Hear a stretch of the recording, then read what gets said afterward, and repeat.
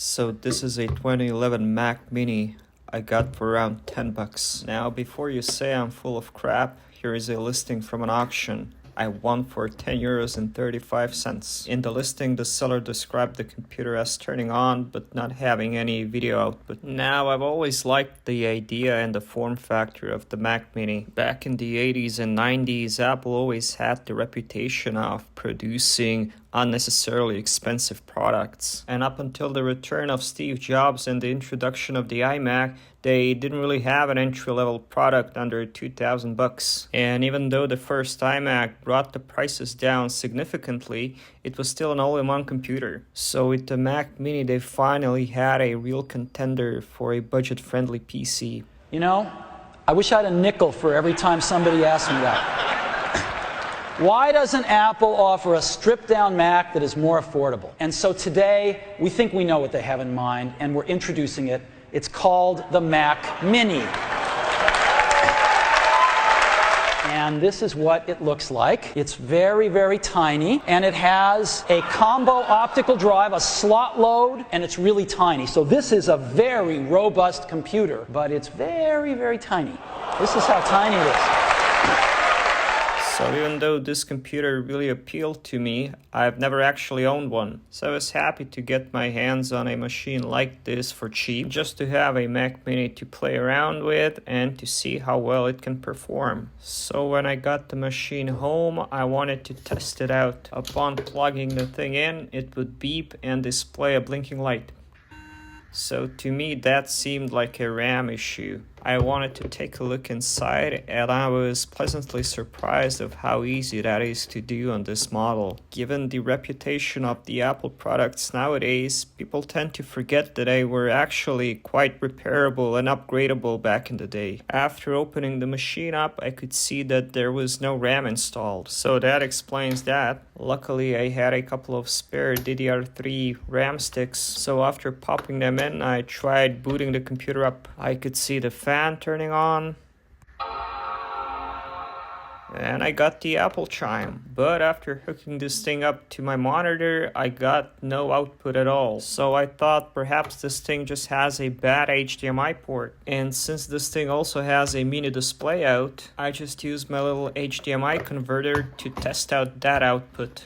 And luckily that did the trick. However, I just got a white screen. Since this computer was missing its RAM, I assumed that the hard drive was also missing. But with the hard drive missing, you usually get the question mark folder thing upon starting the computer up. So before doing anything else, I tried rebooting the computer and starting the internet recovery thing. And while I was happy the computer was responding, the internet recovery thing didn't really do much. It just rebooted to the white screen again. Next, I tried using my El Capitan boot disk to get into the OS install menu. And with that, I finally got the Apple logo, but the computer still wouldn't move past that. It would just reboot to the white screen again.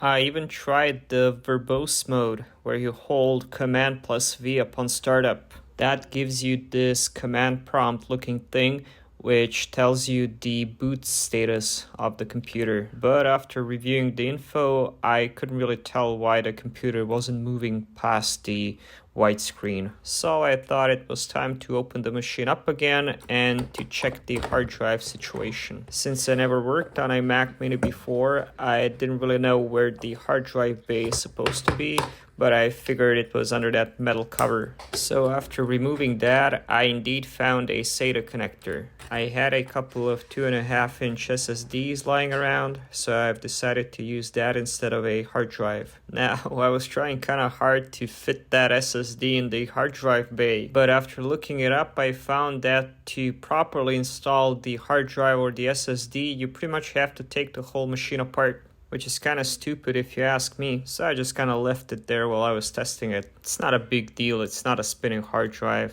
After booting the machine up, I was finally able to get into the installation menu. And even though the disk utility recognized the SSD, it just wouldn't format it or do anything with it. Now I don't even know where that SSD came from. I just get these components in lots. So I grabbed another one. This was a bigger one, a 240GB SSD. And I was able to format it and start the El Capitan installation, no problem. And even though that was moving along smoothly, I did notice the computer fan was blowing at a full speed. It felt like it was about to take off.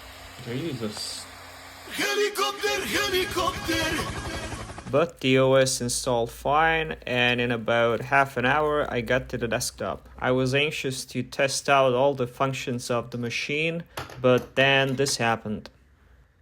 The computer just went dead, and what's worse, it wouldn't start up again. Now I had this thing opened up on my desk, so I thought perhaps a cable got loose or something, and given that it wasn't turning on at all, I tried testing out the power supply. But after looking up the power supply pinout and also testing the voltages, I couldn't see anything being wrong with the power supply. And after a few minutes, this is what happened. The fuck?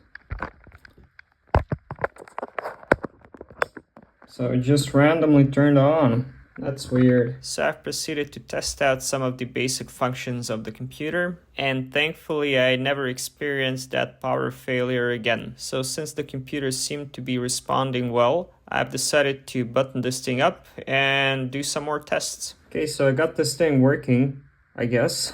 My best bet as to why this thing didn't turn on is because there might have been something wrong with the power supply cable. So this is the space where I would like to install the SSD. And the proper way of getting it in is to disassemble the thing completely, but that's kind of a hassle, and I found that I could just barely get it in like that.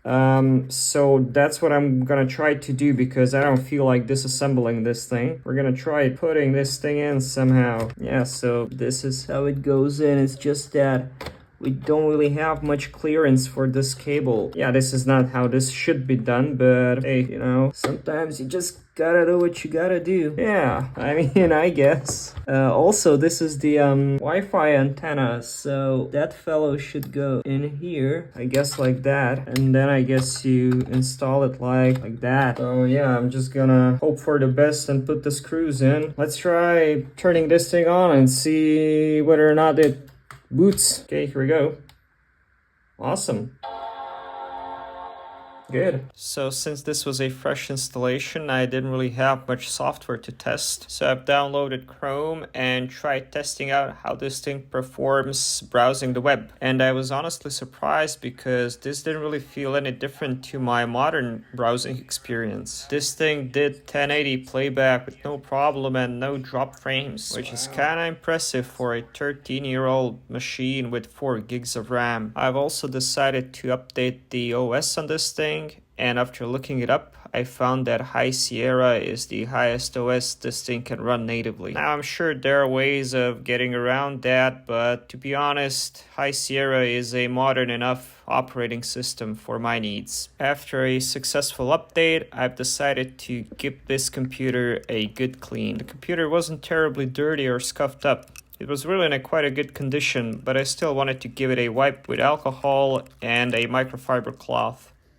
Okay, so this is my desk. This is where I have my main computer over there hooked up to the larger monitor. I hooked up this Mac Mini here to the same display, and we're just gonna try running this Mac Mini through its paces. And I also have some other ideas as what to do with this Mac Mini. Now, these are my main keyboard and mouse, and I usually have them hooked up to my MacBook Pro using Bluetooth. They also come with dongles, so I just hook the dongles up to the Mac Mini, and that way I can just switch between the two computers. One thing I wanted to do was to install Windows on this thing, so I spent a couple of minutes configuring the Boot Camp Assistant and also getting all the files ready. I've partitioned the main drive, and since I had a 240GB SSD installed, I thought just 60 gigs for the Windows partition would be plenty. In hindsight, I should have divided the space equally, but I guess I've forgotten how bloated the Windows installations became over the years. The installation went smoothly, and after getting to the desktop, I made sure everything worked as it should. Okay, so we have successfully installed Windows 7 Ultimate together with all the Apple updates. But what I actually wanted to do is install Windows 10. Now what I'm gonna do is I'm gonna try installing Windows 10 just by upgrading from Windows 7. Now you might be wondering, why didn't you install Windows 10 right away? Well, that's because the Boot Camp Assistant in High Sierra only supports Windows 7 or 8. And High Sierra is the highest operating system this Mac Mini supports natively. So yeah, we're just gonna try upgrading Windows using this USB installer. I don't think I've ever tried upgrading Windows on a Mac before, so I was very curious whether or not this was going to work or not, but the installation was going as it should. But one really annoying thing about installing Windows on a Mac is all the reboots. You see, whenever the computer restarts, it automatically wants to boot into the Mac installation. So if you're not there babysitting the installation and holding Alt whenever the computer boots, you'll boot into Mac OS and you'll have to manually restart the machine and select the appropriate boot drive. I was in the kitchen making lunch and I constantly had to go back to this thing, rebooting it into the Boot Camp drive, which was super annoying.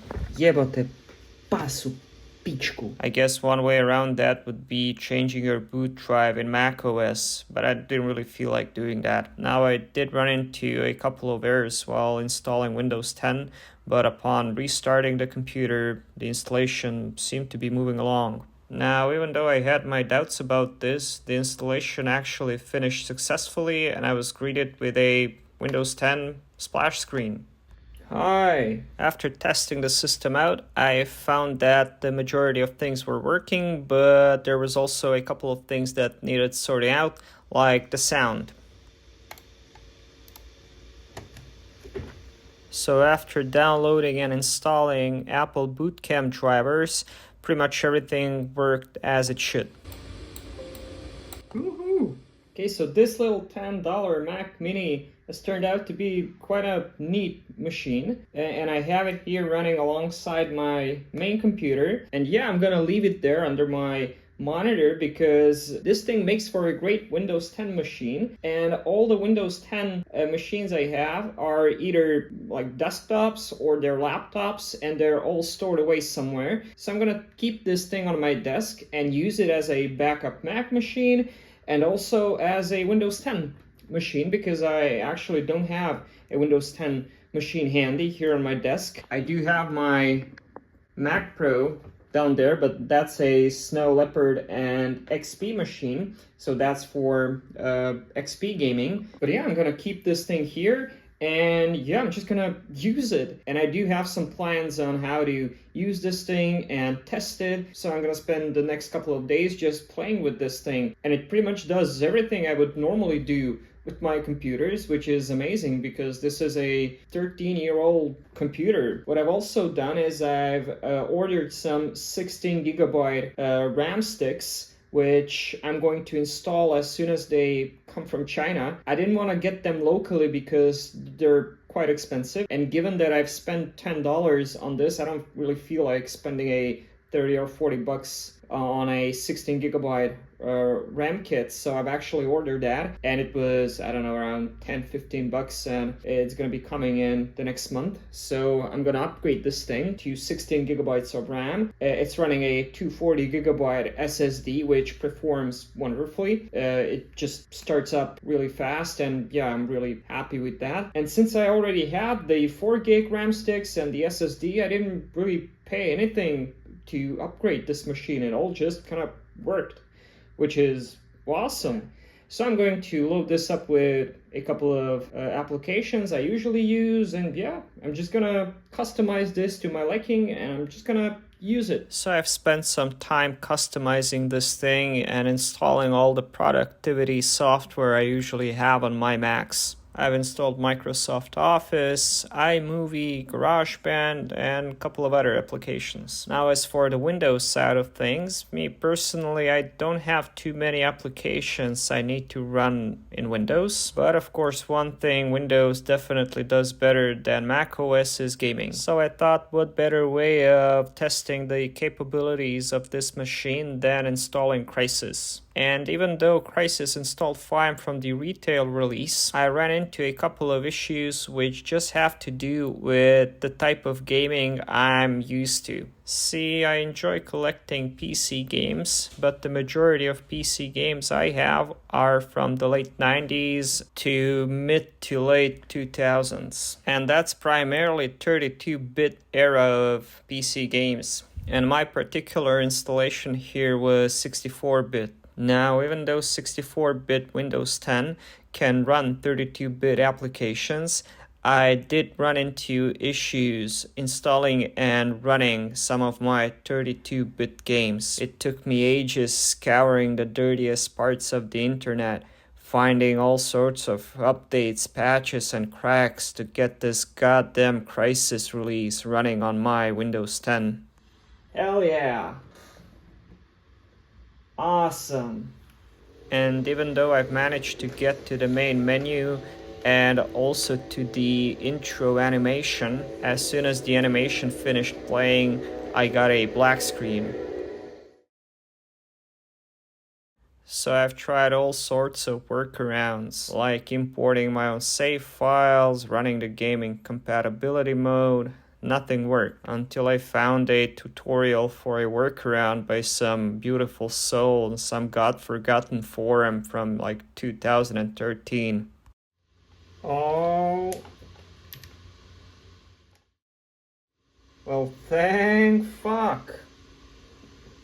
This is Dr. Helena Rosenthal of the IAS research team stationed on the Lingshan Islands.